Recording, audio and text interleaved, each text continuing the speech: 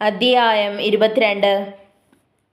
സഹോദരന്മാരും പിതാക്കന്മാരുമായുള്ളവരെ, എനിക്കിന്ന് നിങ്ങളോടുള്ള പ്രതിവാദം കേട്ടുകൊള്ളുവേൻ. എന്നാൽ എബ്രായ ഭാഷയിൽ സംസാരിക്കുന്നത് കേട്ടിട്ട് അവർ അധികം മൗനമായി നിന്നു. അവൻ പറഞ്ഞു എന്തെന്നാൽ, ഞാൻ കിൽക്കയിലെ തർസോസിൽ ജനിച്ച യഹൂദനും ഈ നഗരത്തിൽ വളർന്നു ഗമാലിയലിന്റെ കാൽക്കലിരുന്ന പിതാക്കന്മാരുടെ ന്യായപ്രമാണം സൂക്ഷ്മതയോടെ അഭ്യസിച്ചവനും ആകിയാൽ നിങ്ങളെല്ലാവരും ഇന്ന് ഇരിക്കുന്നത് പോലെ ദൈവസേവയിൽ എരിവുള്ളവനായിരുന്നു. ഞാൻ പുരുഷന്മാരെയും സ്ത്രീകളെയും പിടിച്ചുകെട്ടി തടവിൽ ഏൽപ്പിച്ചും ഈ മാർഗ്ഗക്കാരെ കൊല്ലുവാനും മടിക്കാതെ ഉപദ്രവിച്ചും വന്നു. അതിന് മഹാപുരോഹിതരും മൂപ്പന്മാരുടെ സംഘമൊക്കെയും എനിക്ക് സാക്ഷികൾ.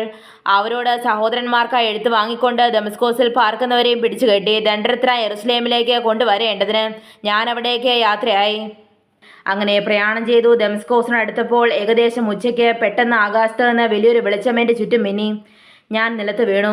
ശൗലേ, ശൗലേ, നീ എന്നെ ഉപദ്രവിക്കുന്നത് എന്തെന്ന് എന്നോട് പറയുന്ന ഒരു ശബ്ദം കേട്ടു. കർത്താവേ, നീ ആരെന്ന് ഞാൻ ചോദിച്ചതിന്, നീ ഉപദ്രവിക്കുന്ന നസ്രായന യേശു ആകുന്നു ഞാനെന്ന് അവൻ എന്നോട് പറഞ്ഞു.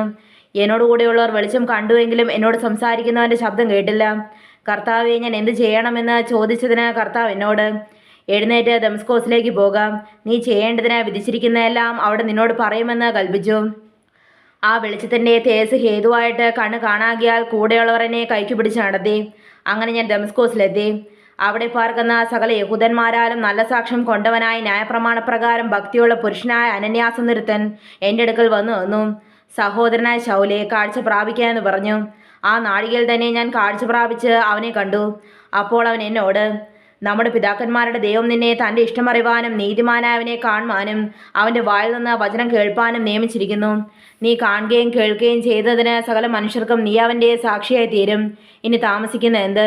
എഴുന്നേറ്റ് അവൻ്റെ നാമം വിളിച്ച് പ്രാർത്ഥിച്ച് സ്നാനമേറ്റ് നിന്റെ പാപങ്ങളെ കഴുകിക്കളക എന്ന് പറഞ്ഞു. പിന്നെ ഞാൻ യെരുശലേമിൽ മടങ്ങിച്ചെന്ന് ദേവാലയത്തിൽ പ്രാർത്ഥിക്കുന്ന നേരം ഒരു വിവശത്തിലായി അവനെ കണ്ടു. നീ ബന്ധപ്പെട്ട് വേഗം യെരുശലേം വിട്ട് പോകാം.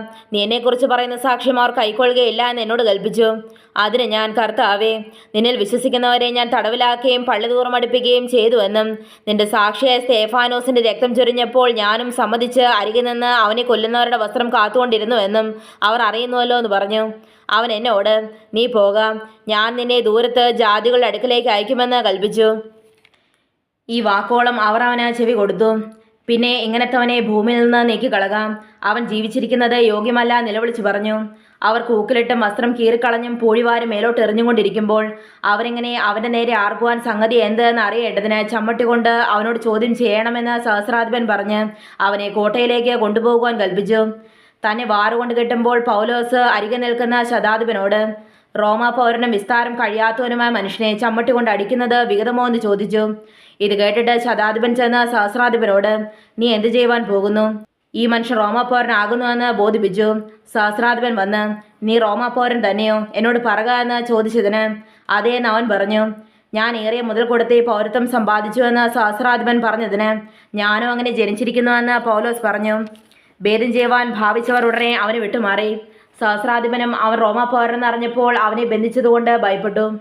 പിറ്റേന്ന് യഹൂദന്മാർ പൗലോസിന്മേൽ ചുമത്തുന്ന കുറ്റത്തിന്റെ സൂക്ഷ്മം അറിവാൻ ഇച്ഛിച്ചിട്ട് അവൻ മഹാപുരോഹിതന്മാരും ന്യായാധിപ സംഘമൊക്കെയും കൂടി വരുവാൻ കൽപ്പിച്ച് അവനെ കെട്ടഴിച്ചു താഴെ കൊണ്ടുവന്ന് അവരുടെ മുമ്പിൽ നിർത്തി.